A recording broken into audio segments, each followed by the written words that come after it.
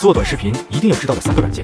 第一个 ChatAI 文案脚本，输入你的需求 ，AI 帮你一键生成。第二个 AI 绘画，海报封面，输入图片描述 ，AI 帮你一键作画。第三个 AI 数字人，输入一篇文案，一键生成口播视频，数字人帮你出镜演绎。如果你找不到入口使用，直接打开这个 FutureAI 网站，上面集合了热门 AI 工具，包含刚刚我说的3个软件。